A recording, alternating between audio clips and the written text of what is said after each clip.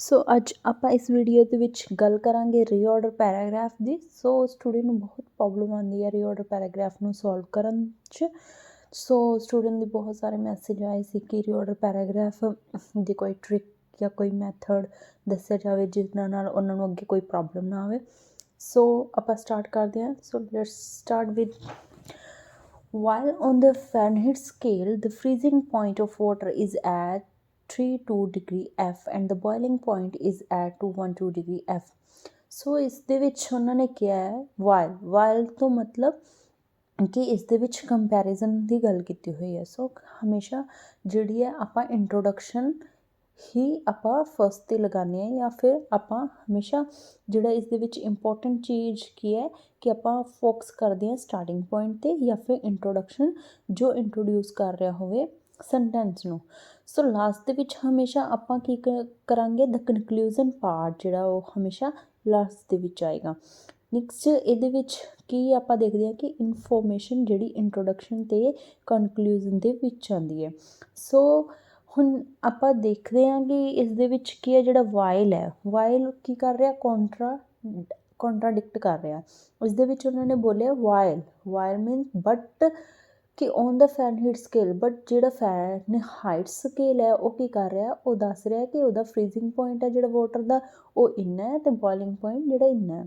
Next ਦੇ ਵਿੱਚ ਕੀ a temperature scale can be created by identifying two easily reproducible temperatures. So ਇਸ ਦੇ ਵਿੱਚ ਗੱਲ ਕੀਤੀ ਹੈ ਕਿ ਟੈਂਪਰੇਚਰ ਸਕੇਲ ਜਿਹੜਾ ਉਹ ਉਹਨਾਂ ਨੇ ਬਣਾਇਆ ਹੈ ਕਿਹਨੂੰ ਆਈਡੈਂਟੀਫਾਈ ਕਰਨ ਵਾਸਤੇ ਟੈਂਪਰੇਚਰ ਨੂੰ ਆਈਡੈਂਟੀਫਾਈ ਕਰਨ ਵਾਸਤੇ। ਸੋ ਉਹਨਾਂ ਨੇ ਦੋ ਈਜ਼ੀਲੀ ਰੀਪਰੋਡਿਊਸੀਬਲ ਮੈਥਡ ਜਿਹੜੇ ਹੈ ਉਹ ਕ੍ਰੀਏਟ ਕੀਤੇ ਨੇ ਕਿਹਨੂੰ ਟੈਂਪਰੇਚਰ ਨੂੰ ਮੈਜ਼ਰ ਕਰਨ ਵਾਸਤੇ। ਸੋ ਨੈਕਸਟ ਦੇ ਵਿੱਚ ਉਹਨਾਂ ਨੇ ਬੋਲਿਆ the Celsius scale has the freezing point of water at 0 degree Celsius and the boiling point is at 100 degree Celsius। ਸੋ ਇਸ ਦੇ ਵਿੱਚ ਉਹਨਾਂ ਨੇ ਬੋਲਿਆ ਕਿ ਜਿਹੜਾ ਸੈਲਸੀਅਸ ਸਕੇਲ ਹੈ ਉਹਦਾ ਫਰੀਜ਼ਿੰਗ ਪੁਆਇੰਟ 0 ਡਿਗਰੀ ਸੈਲਸੀਅਸ ਹੈ ਬਟ ਜਿਹੜਾ ਬੋਇਲਿੰਗ ਪੁਆਇੰਟ ਆ ਉਹ ਕਿੰਨਾ ਹੈ 100 ਡਿਗਰੀ ਸੈਲਸੀਅਸ ਹੈ। ਸੋ ਨੈਕਸਟ ਦੇ ਵਿੱਚ ਉਹਨਾਂ ਨੇ ਕੀ ਬੋਲਿਆ thermometers are used to measure temperature according to well-defined scales of measurement। ਸੋ ਇਸ ਦੇ ਵਿੱਚ ਉਹਨਾਂ ਨੇ ਕੀ ਇਨਫੋਰਮੇਸ਼ਨ ਦਿੱਤੀ ਹੈ ਉਹਨਾਂ ਨੇ ਬੋਲਿਆ ਹੈ ਕਿ ਜਿਹੜਾ ਥਰਮਾਮੀਟਰ ਹੈ ਉਹ ਆਪਾਂ ਯੂਜ਼ ਕਰਦੇ ਹਾਂ ਕਿਹਨੂੰ ਮੇਜ਼ਰ ਕਰਨ ਲਈ ਟੈਂਪਰੇਚਰ ਨੂੰ। So according to well defined scales of measurement temperature ਨੂੰ ਮੇਜ਼ਰ ਕਰਨ ਲਈ ਉਹਨਾਂ ਨੇ ਵੈਲ ਡਿਫਾਈਨਡ ਸਕੇਲਸ ਦੀ ਇਨਫੋਰਮੇਸ਼ਨ ਦਿੱਤੀ ਹੈ ਕਿ ਉਹ ਦੱਸ ਰਹੇ ਨੇ ਕਿ ਅੱਗੇ ਉਹ ਸਕੇਲਸ ਡਿਵਾਈਡ ਕਰਨਗੇ ਸਕੇਲ ਦੀ ਇਨਫੋਰਮੇਸ਼ਨ ਦੇਣਗੇ ਜਿਨ੍ਹਾਂ ਦੇ ਵਿੱਚ ਉਹ ਦੱਸਣਗੇ ਕਿ ਟੈਂਪਰੇਚਰ ਜਿਹੜਾ ਉਹ ਕਿਵੇਂ ਮੇਜ਼ਰ ਕੀਤਾ ਜਾਂਦਾ ਹੈ। ਸੋ ਨੈਕਸਟ ਦੇ ਵਿੱਚ ਹੈ the 3 most common temperature scales are the Fahrenheit Celsius and Kelvin scales. So ਇਸ ਦੇ ਵਿੱਚ ਉਹਨਾਂ ਨੇ ਕੀ ਬੋਲਿਆ ਆਪਾਂ ਪਹਿਲਾਂ ਦੇਖਿਆ ਸੀ ਉਸ ਦੇ ਵਿੱਚ ਉਹਨਾਂ ਨੇ ਬੋਲਿਆ ਸੀ ਵੈਲ ਡਿਫਾਈਨਡ ਸਕੇਲਸ। ਸੋ ਇਸ ਦੇ ਵਿੱਚ ਉਹਨਾਂ ਨੇ ਕੀ ਬੋਲਿਆ 3 ਮੋਸਟ ਕਾਮਨ ਟੈਂਪਰੇਚਰ ਸਕੇਲ। ਸੋ ਇਹ ਜਿਹੜੀ ਹੈ ਇਹ ਇੰਟਰਲਿੰਕ ਹੋ ਰਹੇ ਨੇ ਮੀਨਸ ਇਹਨਾਂ ਦੀ ਪੇਅਰ ਬਣ ਰਹੀ ਹੈ। ਸੋ ਇਸ ਦੇ ਵਿੱਚ ਉਹਨਾਂ ਨੇ ਕੀ ਬੋਲਿਆ 3 ਟੈਂਪਰੇਚਰ ਸਕੇਲਸ ਦੀ ਗੱਲ ਕਰ ਰਹੇ ਨੇ ਇੱਕ Fahrenheit second Celsius and third Kelvin scales. So ਹੁਣ ਆਪਾਂ ਨੂੰ ਇਹ ਤਾਂ ਪਤਾ ਚੱਲ ਗਿਆ ਕਿ ਇਸ ਕਿਹੜੇ ਸੈਂਟੈਂਸ ਕੀ ਇਨਫੋਰਮੇਸ਼ਨ ਦੇ ਰਿਹਾ। ਸੋ ਹੁਣ ਆਪਾਂ ਨੂੰ ਇਹ ਪਤਾ ਹੋਣਾ ਚਾਹੀਦਾ ਹੈ ਕਿ ਕਿਹੜਾ ਸੈਂਟੈਂਸ ਹੈ ਜਿਹੜਾ ਫਸਟ 'ਤੇ ਆਏਗਾ ਕਿਹੜਾ ਸੈਕਿੰਡ 'ਤੇ ਆਏਗਾ ਕਿਹੜਾ ਨੈਕਸਟ ਆਏਗਾ। ਸੋ ਸਭ ਤੋਂ ਪਹਿਲਾਂ ਆਪਾਂ ਫੋਕਸ ਕਰਨਾ ਸਟਾਰਟਿੰਗ ਪੁਆਇੰਟ 'ਤੇ ਜਾਂ ਫਿਰ ਇੰਟਰੋਡਕਸ਼ਨ ਕਿ ਜਿਹੜਾ ਆਰਟੀਕਲ ਇੰਟਰੋਡਿਊਸ ਕਰ ਰਿਹਾ ਹੋਵੇ। ਸੋ ਹਰ ਇੱਕ ਸੈਂਟੈਂਸ ਦਾ ਆਬਜੈਕਟ ਚੈੱਕ ਕਰਾਂਗੇ। ਸੋ ਇਹ ਸੈਂਟੈਂਸ ਦੇ ਵਿੱਚ ਆਬਜੈਕਟ ਹੈ boiling point is at 212 degree F। So next B ਦੇ ਵਿੱਚ ਹੈ 2 ਈਜ਼ੀਲੀ ਰੀਪਰੋਡਿਊਸੀਬਲ ਟੈਂਪਰੇਚਰ। ਸੋ ਇਸ ਦੇ ਵਿੱਚ ਮੇਨ ਇਨਫੋਰਮੇਸ਼ਨ ਕੀ ਹੈ 2 ਈਜ਼ੀਲੀ ਰੀਪਰੋਡਿਊਸੀਬਲ ਟੈਂਪਰੇਚਰਸ ਮਤਲਬ 2 ਟੈਂਪਰੇਚਰਸ ਦੀ ਗੱਲ ਕੀਤੀ ਹੋਈ ਹੈ।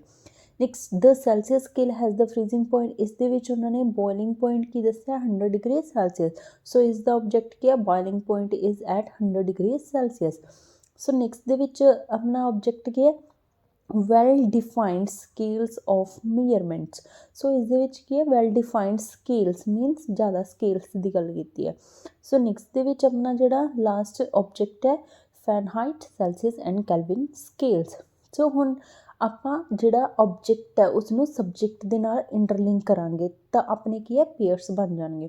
ਸੋ ਆਪਾਂ ਫਸਟ ਇਸ ਦੇ ਵਿੱਚ ਸਾਰੇ ਸੈਂਟੈਂਸ ਦੇ ਵਿੱਚ ਇਨਫੋਰਮੇਸ਼ਨ ਕੌਣ ਦੇ ਰਿਹਾ, ਸੈਂਟੈਂਸ ਇੰਟਰੋਡਿਊਸ ਕਿਹੜਾ ਕਰ ਰਿਹਾ, ਡੀ ਸੈਂਟੈਂਸ ਇੰਟਰੋਡਿਊਸ ਕਰ ਰਿਹਾ ਕਿ ਥਰਮਾਮੀਟਰ ਹੈ ਜਿਹੜਾ ਉਹ ਆਪਾਂ ਯੂਜ਼ ਕਰਦੇ ਆ ਟੈਂਪਰੇਚਰ ਨੂੰ ਮੈਜ਼ਰ ਕਰਨ ਲਈ, ਕਿਹਦੇ ਦੁਆਰਾ, ਵੈਲ ਡਿਫਾਈਨਡ ਸਕੇਲਸ ਦੇ ਦੁਆਰਾ।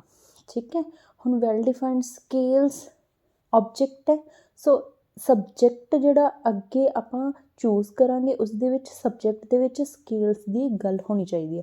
ਸੋ ਅਗਰ ਦੇਖਿਆ ਜਾਵੇ ਫਸਟ ਦੇ ਵਿੱਚ ਕੀ ਹੈ, ਇਕੱਲਾ ਫੈਰਨਹਾਈਟ ਸਕੇਲ ਹੈ, ਸੈਕਿੰਡ ਦੇ ਵਿੱਚ ਟੈਂਪਰੇਚਰ ਸਕੇਲ ਹੈ, ਥਰਡ ਦੇ ਵਿੱਚ 10 ਸੈਲਸੀਅਸ ਸਕੇਲ ਹੈ। ਨੈਕਸਟ ਲਾਸਟ ਦੇ ਵਿੱਚ ਆਪਾਂ ਦੇਖੀਏ ਤਾਂ ਉਹਨਾਂ ਨੇ ਬੋਲਿਆ ਦ 3 ਮੋਸਟ ਕਾਮਨ ਟੈਂਪਰੇਚਰ ਸਕੇਲਸ। ਸੋ ਇਹ ਕੀ ਹੈ, ਇੰਟਰਲਿੰਕ ਕਰ ਰਿਹਾ, ਇੱਥੇ ਆਬਜੈਕਟ ਹੈ ਵੈਲ ਡਿਫਾਈਨਡ ਸਕੇਲਸ ਅਤੇ ਇੱਥੇ ਕੀ ਹੈ ਟੈਂਪਰੇਚਰ ਸਕੇਲਸ ਜਿਹੜਾ ਉਹ ਕੀ ਹੈ ਸਬਜੈਕਟ ਹੈ। ਸੋ ਆਪਣੀ ਪੇਅਰ ਬਣ ਗਈ ਕਿ ਉਹਨਾਂ ਨੇ ਵੈਲ ਡਿਫਾਈਨਡ ਸਕੇਲਸ ਨੂੰ ਮੈਜ਼ਰ ਕੇ ਟੈਂਪਰੇਚਰ ਨੂੰ ਮੈਜ਼ਰ ਕਰਨ ਵਾਸਤੇ 3 ਸਕੇਲਸ ਦੀ ਗੱਲ ਕੀਤੀ ਹੋਈ ਹੈ। ਸੋ ਹੁਣ ਆਪਾਂ ਨੈਕਸਟ ਚੂਜ਼ ਕਰਾਂਗੇ।